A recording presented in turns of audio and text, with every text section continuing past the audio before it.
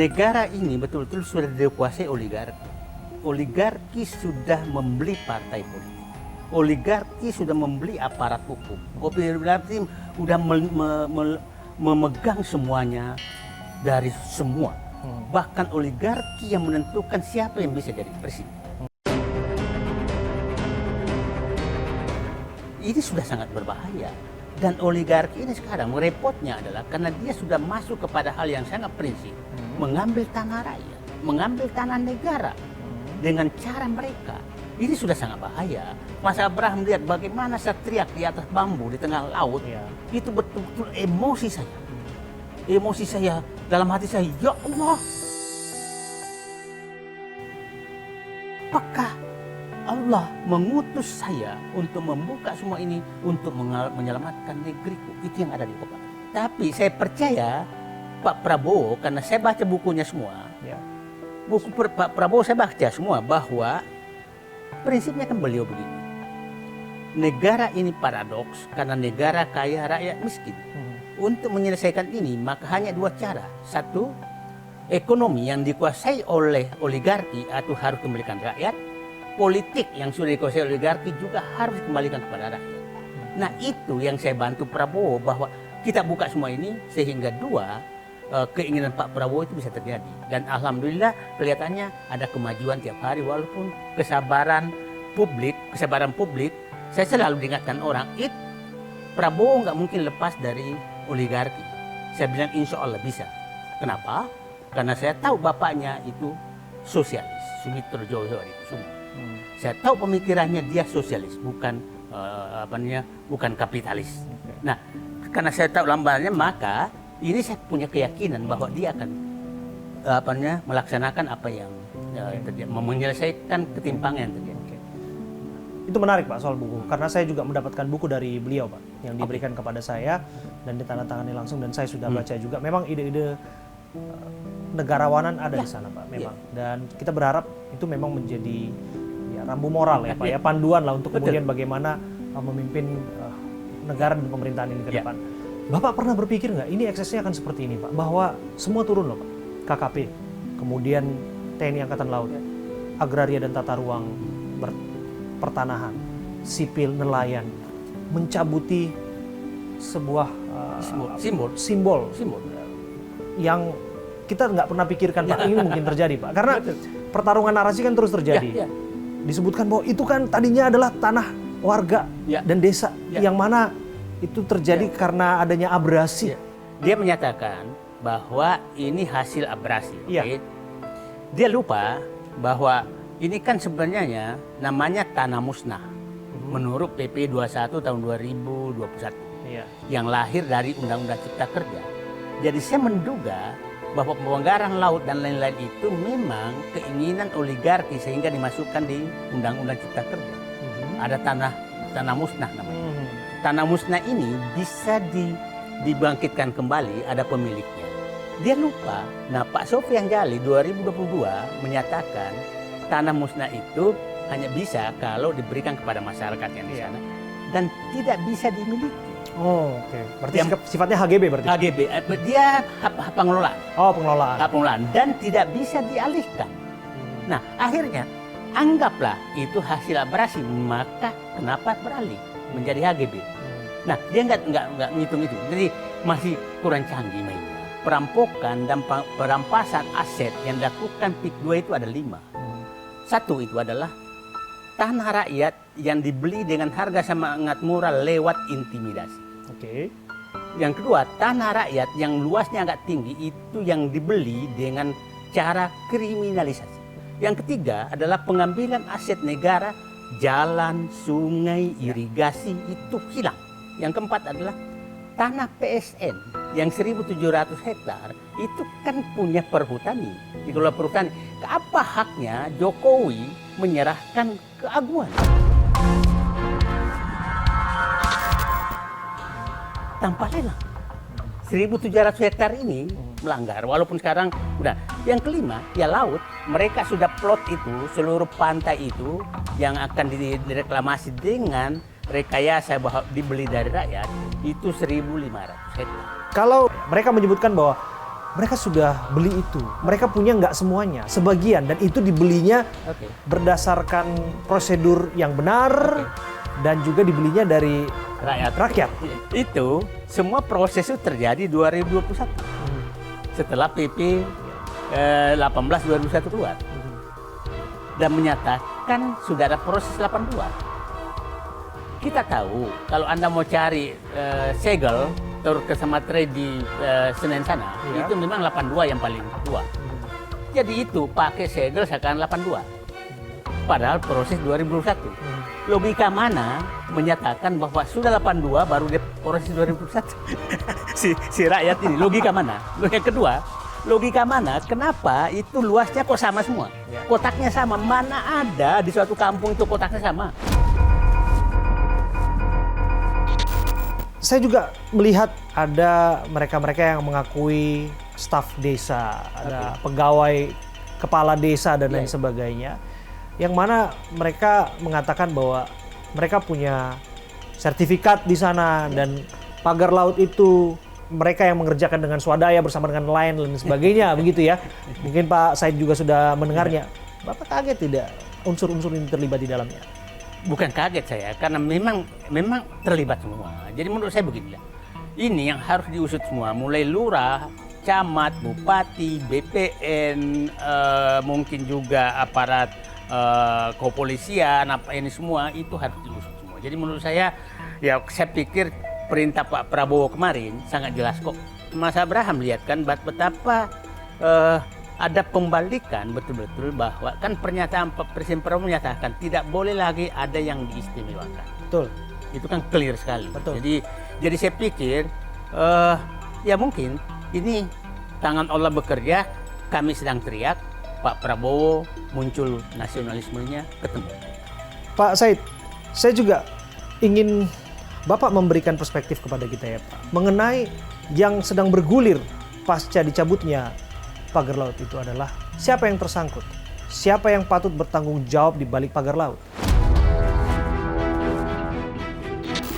Kan kita tahu sampai 5 hektar itu kan BPN kabupaten, sampai 20 hektar kan BPN provinsi, lebih dari itu kan pusat. Nah, yang biasa dilakukan terlalu banyak mereka ini kan ratusan hektar. Betul, penerbitan itu kan lebih dari 260 hektar Ya, disebutkan. artinya Mohon maaf, lebih dari 260 sertifikat disebutkan. Ya, nah luasnya juga 300 hektar yang satu desa loh. Oke. Yang saya dapat informasi malah itu yang sudah terbit dan sudah ditimbun itu ada 779 hektar di 3 kecamatan. Oke. Nah itu jangan kohot saja yang harus dibuka, data saya sudah ada. Nah itu harus dibuka semua. Malah jadi yang wilayah-wilayah Teluk Naga sama Kosambi itu sudah selesai dikurung.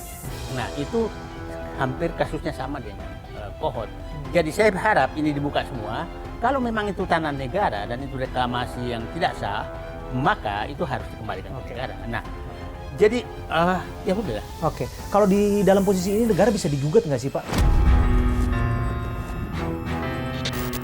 Itu bisa saja, tapi kan begini. Kalau negara digugat, maka pilihan kan negara membayar pengusaha atau menangkap pejabat yang melakukan. Salah. Kalau saya presiden, maka gua tangkap semua. Daripada negara yang membayar kerugian. Itu political choice ya Pak? Ya, political choice. Nah, itulah saya katakan, Pak Prabowo di 100 hari ini, dia dihadapkan pilihan, apakah membela oligarki atau mau bersama rakyat melawan oligarki, itu pilihan.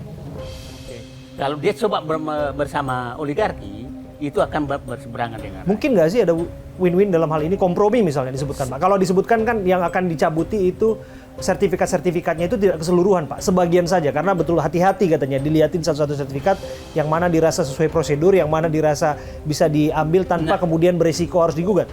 Saya pikir itu kan narasi yang muncul dari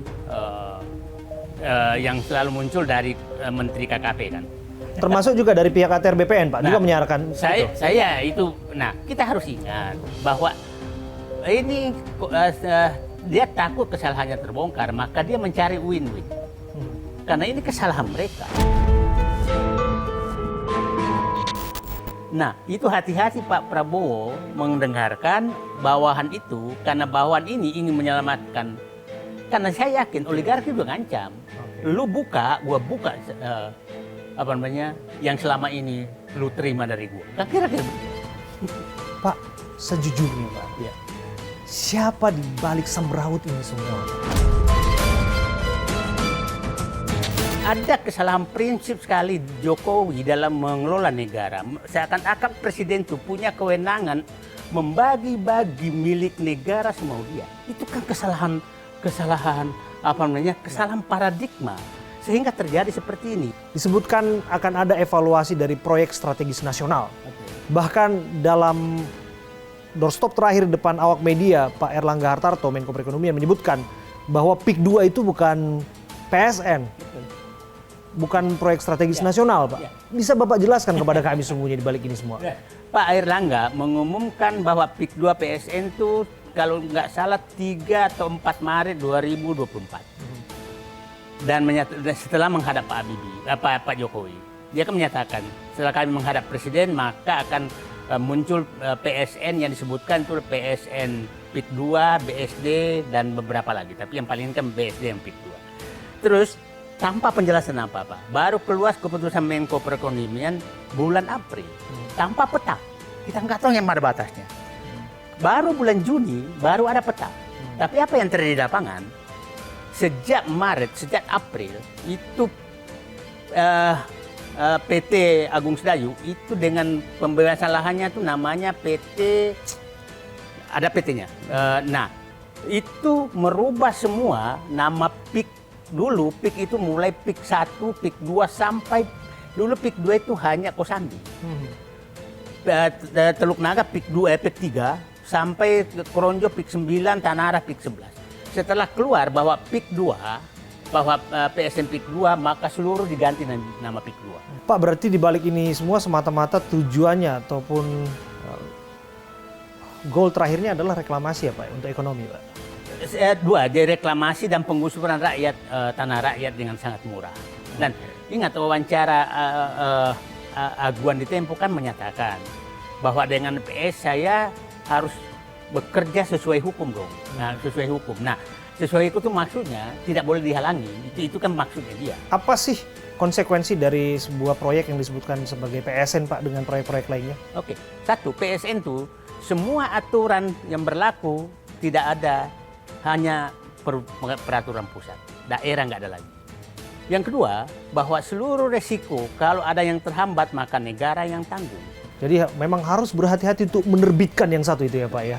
Dan saya lihat Pak Jokowi betul-betul memanfaatkan itu untuk membayar biaya politik yang dikeluarkan. Itu nggak bisa dibantah. Nggak bisa dibantah karena kita tahu siapa sih koordinator konsorsium pembangunan IKN kan Aguan. Ya kan? Nah ya, itu, saya juga mengetahui itu karena saya sempat mewawancara yang bersangkutan Pak ketika ada di IKN waktu itu di tanggal 16 Agustus 2024. Waktu itu saya mewawancara yang bersangkutan dan mewakili konsorsium investor lokal untuk pembangunan IKN. Menurut Bapak apa kaitannya Pak? Saya sih lihat ya pemaksaan aja. Jadi ambisi pribadi Jokowi yang harus dibiayai oleh swasta sehingga dia harus dibayarkah dengan PSN PIK 2, PSN Rempang, PSN Surabaya saya yakin juga ada kaitannya, PSN BSD, dan itu kan sangat lucu, PSN tanpa kajian, tahu-tahu keluar di akhir-akhir Mesir. Pak, di akhir ini semua Pak, saya ingin mau tanya ke Pak Said Didu. Apa yang ingin Bapak sampaikan Pak kepada Pak Prabowo sebagai kepala negara, kepala pemerintahan? Saya menyatakan Pak Prabowo, negaramu sedang terancam diambil oleh oligarki. Aset-aset negaramu sudah sebagian besar di tangan oligarki dan bukan di tangan rakyat. Segera bertindak sebagai presiden. Dan saya masih percaya sama Bapak, rakyat bersama Bapak apabila Bapak memilih mengambil kembali kedaulatan dan ekonomi dari oligarki. Ya, isu di balik layar bahwa Pak Prabowo merasa punya hutang budi kepada Jokowi. Nah, perlu saya sampaikan, Pak Prabowo, Presiden Soeharto itu menjadi presiden karena super semar Bung Karno. Artinya, peran Bung Karno menjadikan Pak Harto sebagai presiden. Ini sekali. Pak Habibie menjadi presiden karena Pak Harto menyerahkan ke Pak Habibie. Artinya, Pak Harto menjadi presiden itu peran Bung Karno sangat besar. Pak Habibie menjadi presiden, peran Pak Harto sangat besar. Sementara Pak Prabowo jangan merasa ada beban utang budi. Pak Prabowo sudah mendekati 10 hari, 100 hari. Menurut saya agak lamban untuk menunjukkan bahwa Bapak ingin menyelamatkan negara. Tapi saya berterima kasih mendekati 10 hari, 100 hari, Bapak masuk kepada isu yang sangat sensitif adalah menyentuh oligarki. Jadi saya masih punya harapan. Terima kasih. Atau jangan-jangan memang dari PT Agung Sedayu juga terlibat untuk mematok pagar-pagar bambu itu sebenarnya. Yang benar seperti apa?